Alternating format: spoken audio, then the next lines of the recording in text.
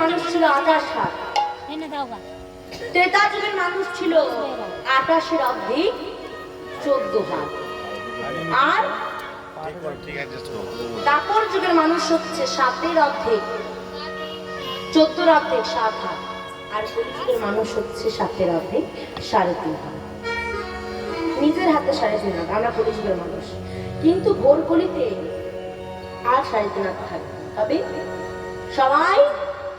সবাই আমরা এক বিদ্যার মানুষ হয়ে যাব। বলে এক বিদ্যা, বলে এই এক বিদ্যার মানুষ হয়ে যাব। আর এক বিদ্যার মানুষ হয়ে কি করবে? বলে ভয়ে কেউ নাহি যাবে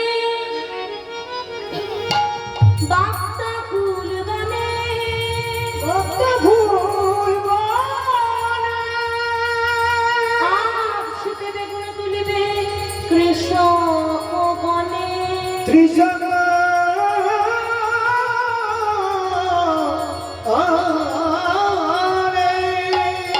ভয়ে কেউ নাহি যাবে বাক্তা ফুল বনে, আকশিতে বেগুন তুলিবে কৃষক বনে।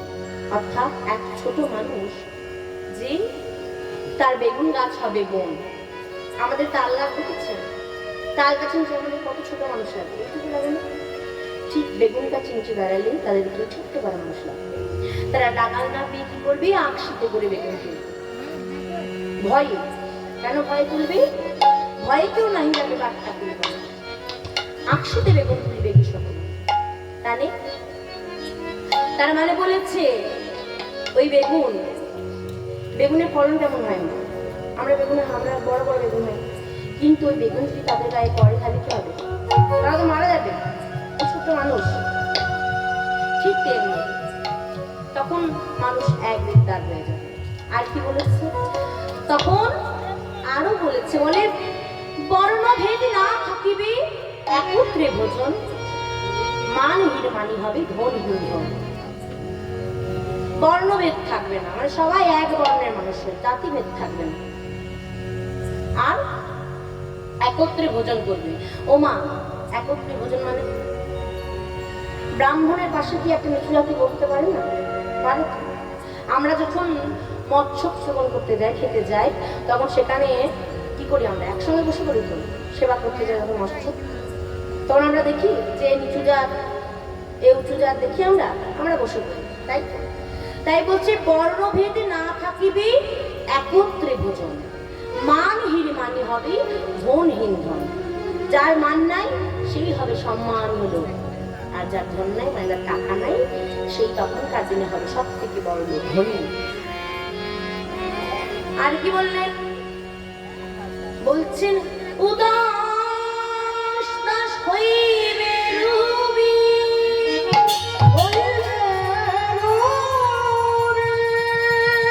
উঠিবে গগনে,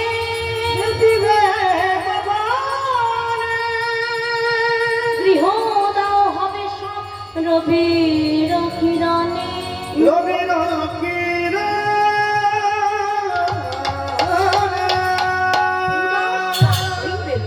উদাস দাস 12টা শেপ দেবে, দ্বাদশ মানে 12টা। আর গগনে 12টা সূর্য থাকলে আমাদের গ্রীষ্মকালে একটা সূর্য থাকলে কত কষ্ট হয়, তাই ঘরে থাকা যায় না। তখন 12টা সূর্য উঠবে, সেই 12টা সূর্যের তাপেই ঘর বাড়ি গাছপালা জীব জন্তু প্রাণী মানুষ কীট পতঙ্গ পুড়ে ছাই পড়ে থাকবে কি? এই মাটি। কিন্তু মহাজনপদে বলছে না, মাটিটাও থাকবে না। বলে তবে ধরণী ডুবিয়া যাবে সমুদ্রে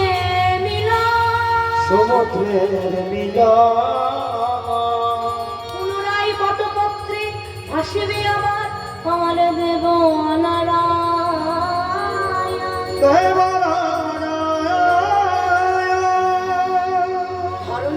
মাটি আমার মা, সেই মা কি হবে?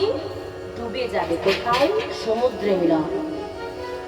আমরা ভূগোলে পড়েছি 3 ভাগ জল আর 1 ভাগ স্থল, তাই না? ভুল বললাম? 3 ভাগ স্থল না, 3 ভাগ জল আর 1 ভাগ স্থল। সেই 1 ভাগ স্থলের কোনো জায়গা থাকবে না, সবই সমুদ্রে মিলন হয়ে যাবে। আর তখন ধর্মকর্ম অনেক দূরে থাকবে, অনেক দূরে থাকবে। আপনার জিনিস আপনি পাবেন না।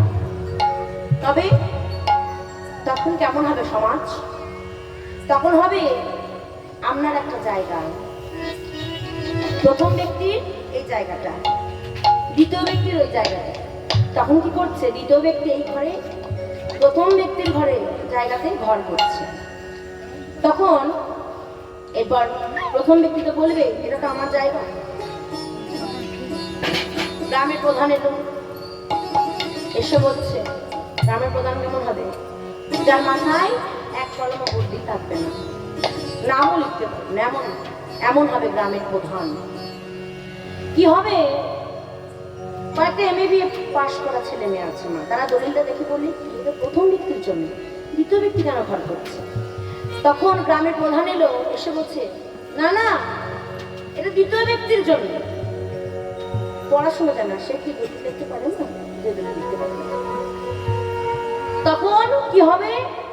দ্বিতীয় ব্যক্তি ঘরটা করবে, মানে আপনার জিনিস সামনে ভোগ করতে পারবেন না, ভোগ করবে কি? অপরে। আর কি হবে? এই কলিযুগে জন্ম নিয়েছে একটা হিংস্র। আমরা প্রত্যেকটাই কিন্তু হিংস্র প্রাণী, তাই তো? আমরা পশু পাখিকে দোষ দিই, কুকুরকে বলি খুব হিংস্র, বাঘকে বলি হিংস্র, কিন্তু আমরা নিজেরাই হিংস্র। তাই ধর্মকর্ম আমাদের অনেকে দূরে চলে গেছে, বর্তমান যুগে ধর্মকর্ম অনেকে দূরে চলে গেছে। ঘোরকলিতে হয়তো ধর্ম নামটাই ভুলে যাবে, ভক্তি নামটাই ভুলে যাবে, যা করেন গোবিন্দ। তাই পদকর্তা কি বললেন? বলছেন অসাধনে চিন্তা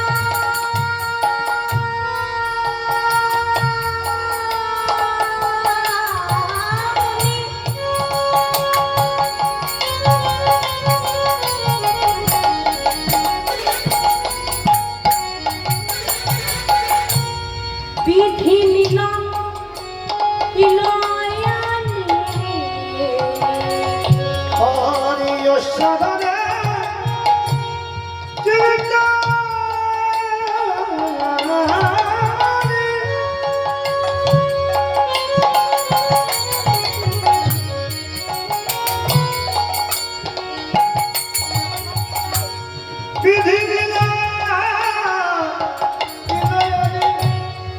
অসাধনে চিন্তা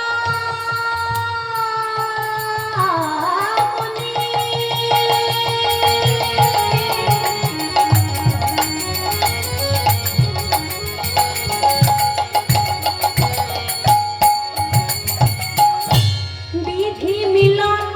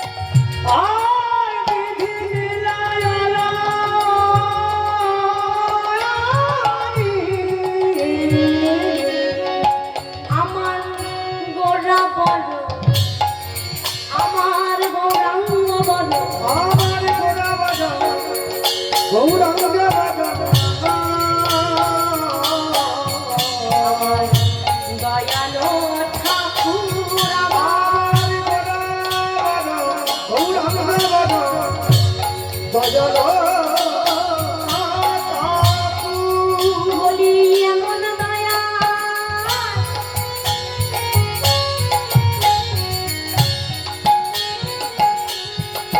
বলি এমন দয়া নানা আর হবে না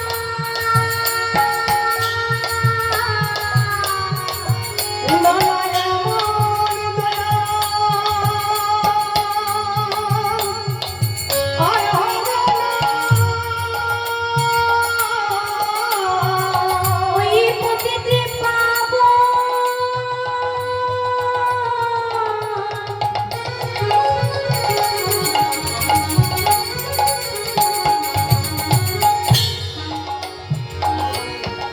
আমার এই অবতারে নানা এমন দয়া আর হবে না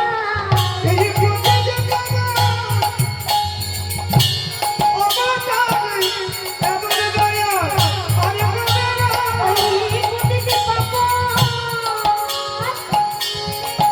আমার অবতারে এমন দয়া আর হবে না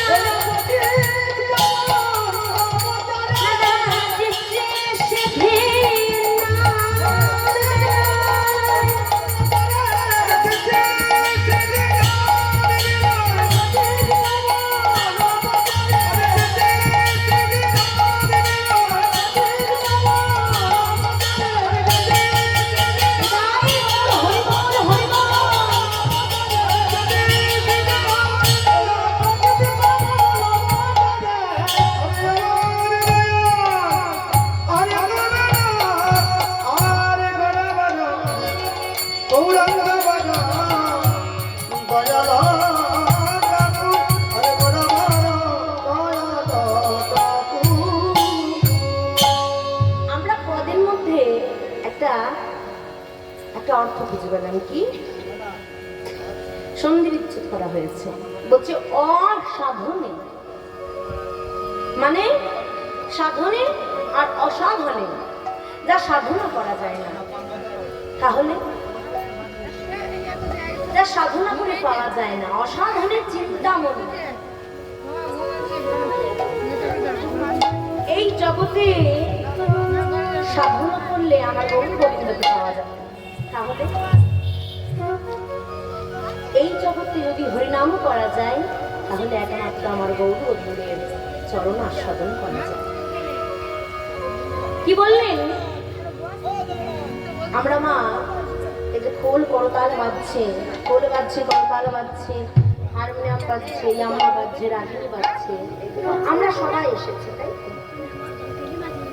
আমরা যে এসেছি আমরা আপনাদের কাছে কি শোনাতে এসেছি কি বা বলতে এসেছি আমরা কেনই বা এখানে এসেছি আমরা কি বলতে এসেছি জানো মায়েরা আমাদের 3 তলা বাড়ি আছে 4টে গাড়ি আছে আমরা আপনাদের কাছে গৌর সুন্দরের লীলা কথাগুলো কথা আস্বাদন করাতে এসেছি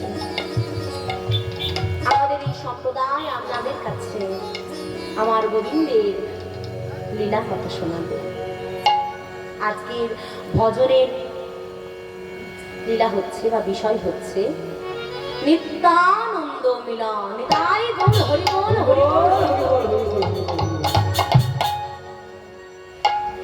পদকর্তা নয়নানন্দের দাস ঠাকুর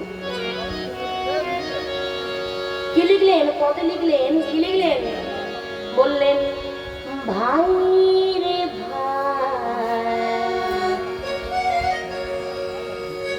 ভাই রে ভাই আমার গোরাগুনা গোরাগুনা কহনে না যায় বলা যায় না আরে ভাই রে ভাই গোরাগুনা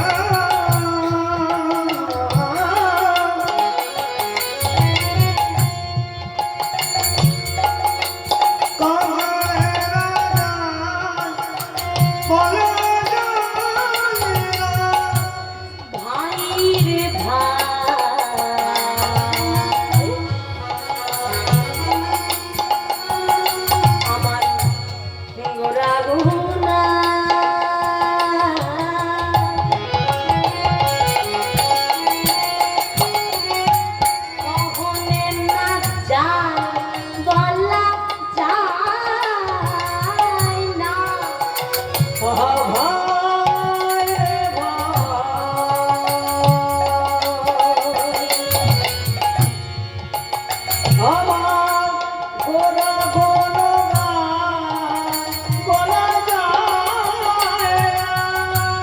কত শত আমার কত শত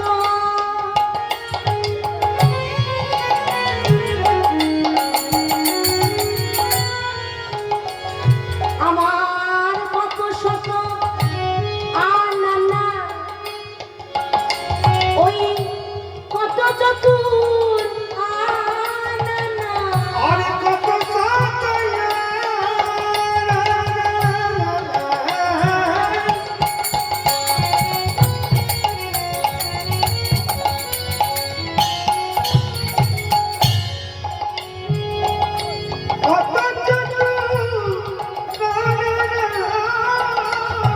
ওই কত শত আনানা আমার কত চতুর আনানা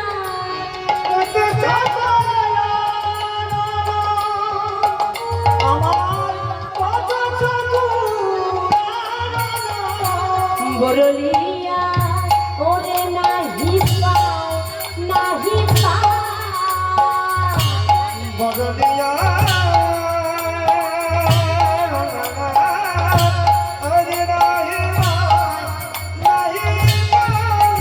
বলি কেউ পেল কেউ আমার কেউ পেল কেউ পেল না রে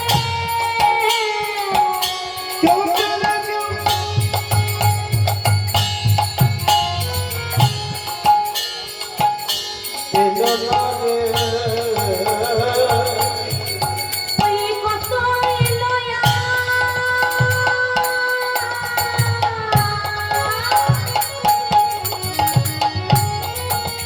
আমার কত গেল বলি কেউ পেল কেউ পেল না রে ওই কত এলোয়া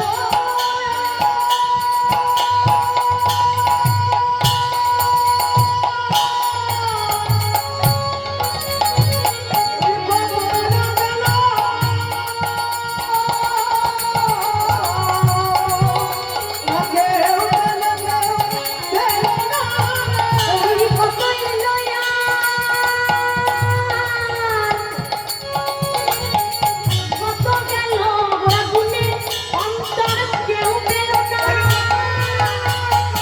এই গৌর হরি হরি হরি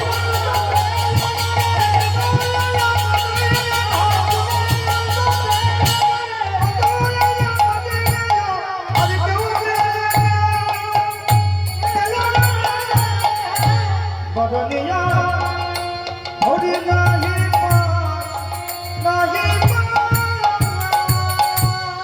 জয় নিতাই জয় গৌর হরি বল রাধেশ্যাম বলছে ভাই রে ভাই